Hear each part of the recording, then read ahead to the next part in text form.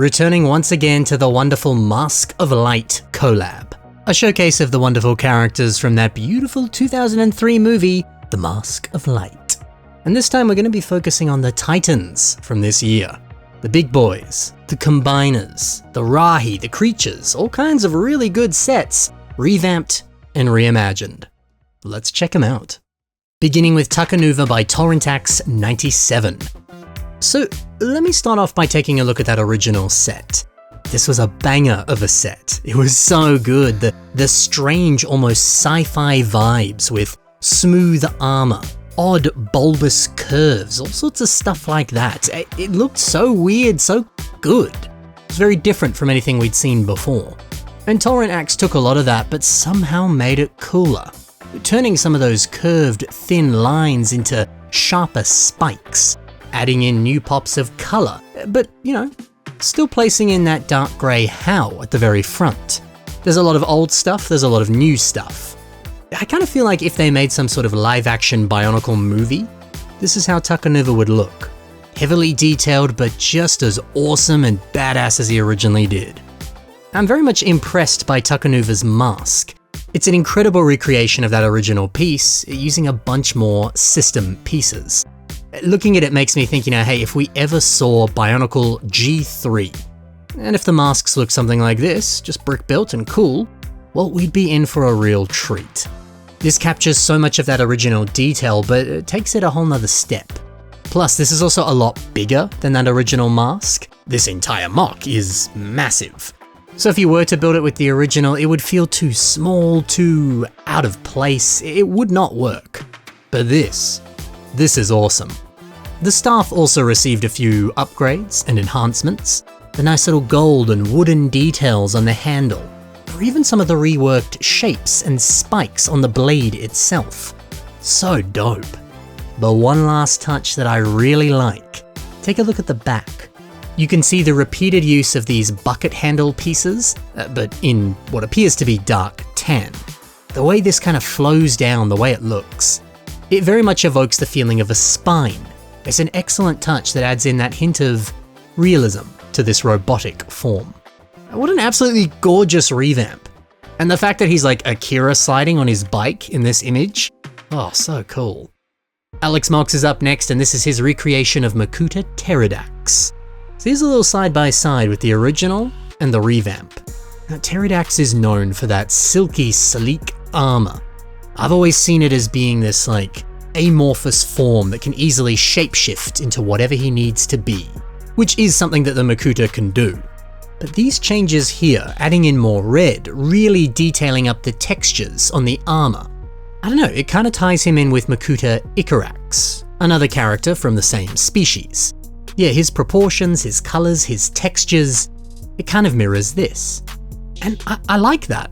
Finding a design language for this species and then kind of sticking to it. The visual similarities just make sense. Plus too, a lot of these changes, like the introduction of red. Stuff like that makes him feel more like a devil, like a demon, which is honestly pretty perfect for the main evil bad guy of Bionicle. Take the staff, for example. The very crooked shape, the irregular look of those spikes, even the use of a Chirox wing piece, which kind of looks like darkness is infecting this once silver blade. That's awesome. It's a very fitting weapon for an evil character, and quite the enhancement on his original weapon. But what I like most about this is the shape. It's very reminiscent of the logo for the Rakshi. And remember, Makuta makes the Rakshi. He's essentially their father. So yeah, tying in some of that design language, tying in some of that familiar imagery. It's nice to see a bunch of callbacks like that. Alex is also placing a ring on Makuta's finger. I don't think there's any kind of lore implications for this. I think he just has a ring. But he looks cool. We need more Bionicles with rings and jewelry. I can't remember the last time I saw that on a Bionicle mock. It looks good. Something else that's nice to see is this piece on the waist. You might recognize this as a part of a larger family of pieces from some Lego Batman sets, like this one. Obviously, yeah, it's very Batman coded, but hey, that kind of gothic vibe is perfect for Makuta. Now it just looks like armor. That's such a good inclusion. And it's great to see that piece getting some love because, dude, it barely pops up these days. I think it came in like 9 sets. We need to see more of it. And we need to see people using it in mocks like this. But there's plenty more clever part usage. Whether it's these headpieces from Firo and Skirmix, they make for excellent shoulder pads, or some of these red Viking dragon heads, slapping those on the thighs. Oh yeah, I like that. The shape of it matches a demon-like thigh so well. Wow, this is really good. Up next, it's my contribution to this collab. It's my reimagining of Takur and Puku. So I'm very happy with how Takur turned out. He's got his cute little cloth backpack. That was actually kind of what inspired this build. And then for Puku herself, I really enjoyed playing around with a bunch of different shades of blue and really trying to recreate this kind of like barnacle appearance on the back of the shell and on other parts of the body. But look, I'm going to keep this pretty brief. I've got a whole separate video where I talk in a lot of detail about how this is made, why I did what I did, all that kind of stuff. So if you want to hear really in-depth thoughts and opinions, go and check that out. I'd rather focus on the other builders. That's what a lot of my videos are about on this channel, is spotlighting others, not myself. So let's focus on some other people. Speaking of which, if we go from Takur and Puku, it only makes sense to transition over to Jala and Guo. Woomy World has made this. The original set is magnificent. It was a childhood favorite of mine. I loved it so much. Although, I always thought that it looked a bit more like an X-Wing from Star Wars. Yes, it's meant to be a bird, but it certainly looks a lot more mechanical and machine-like, which I guess could be the intention. Bionicle works when it's a little more mechanical and robotic. But Woomy has managed to keep that original robotic vibe, but really inject some much-needed organic, animalistic charm, especially in that face.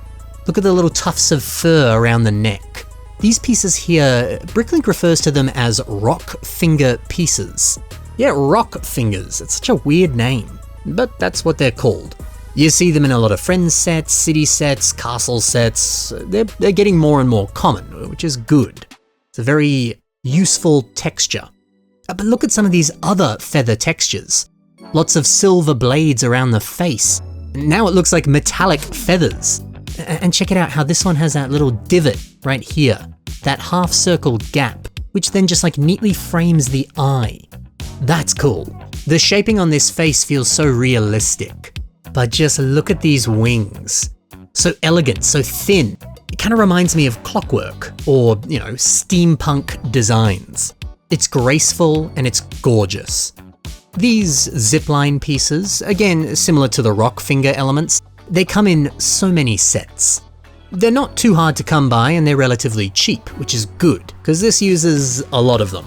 If you want to do something similar, I highly recommend picking some of these up. The flexible nature, the fact you can weave them together, there's a lot you can do with these. And don't they just look so cool? We're going to see a little bit more of them a little later, so stay tuned. But one more nice addition, which goes back to what we were saying about that blend of organic and mechanical. You'll notice there's a little jet booster down here on the belly. That's fun, I like that. Mumbo number 5, we're talking about the ever-amazing Corn Builder.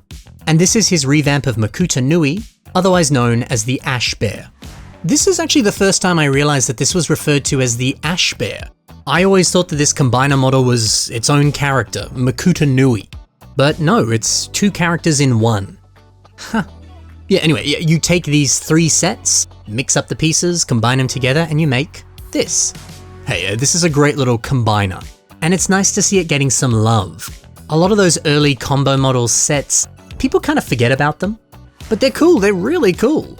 And on top of that, more Rahi, more creatures. Great. They're arguably some of the best parts of the world of Bionicle. Those are what make the world feel rich and real. But taking a closer look at this mock, I love the repeated use of a lot of these silver tube elements. It's kind of littered all across this character. Now, yeah, this piece, you don't see it too much these days, but back in the day, especially in 2003, I feel like you saw it a lot. There's something about this piece that feels so encoded in the language of Bionicle. So the simple introduction of placing a bunch of them everywhere, I see it and I go, yeah, this is what Bionicle is. I don't know if you feel the same, but this makes me feel oddly nostalgic. I love it. Put more tubes in your mocks. It's gonna look good. And nearby we have some of these skull spider masks from Bionicle G2. These do a magnificent job of blending in the legs into the torso. And it's all thanks to one piece. You know, skull spider masks, they might just be the most helpful element to come out of G2. They've got that kind of grip connection that allows you to place it on the mask, but you can easily place that on many other pieces. It's got that nice kind of friction connection. It's very versatile. You've also got 5 different bar connections for the legs and the horn, and it looks cool. It's a good versatile element, and it looks really nice right here. A slightly older piece now, this Matoro claw in red. These came on Ranu and his shield. I like that this really breaks the silhouette. It perfectly rests between the head and the torso, really showcasing where one section ends and another begins. Incorporating pieces like that to really aid with transitions is a nice touch. So good to see some combiners getting some love.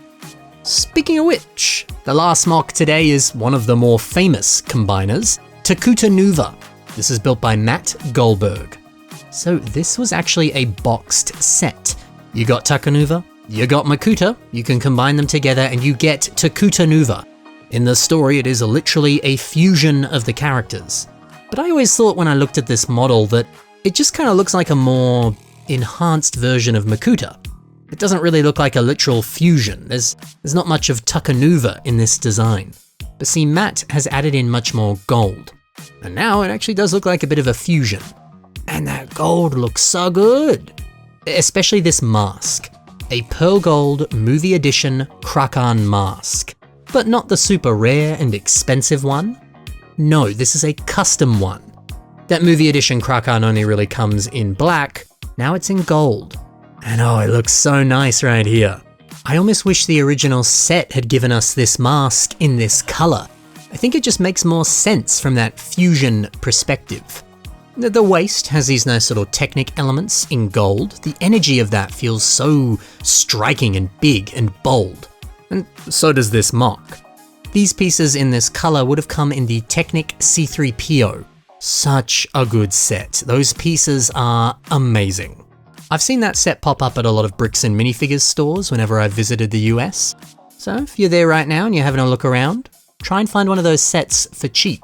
It's got some really good pieces that are going to be a big help on your next mock. But just look at this. Turning Takuta into an angel of darkness. Adding in angelic wings. Using those zipline pieces we were talking about before to give the weapon more presence, to make it feel almost godlike. There's just such a nice balance of evil and good. This is truly marvelous. And alright, that's the Titans of 2003. How'd you like these revamps? How'd you like these reimaginings? Were you as inspired as I was? Well, let me know in the comments below. And go out and build some of your own revamps of some of the 2003 Titan sets. And take a look at the links below. If you want to see more from the builders I featured today, you can find it right there. Thanks for watching everyone, happy building, and bye for now.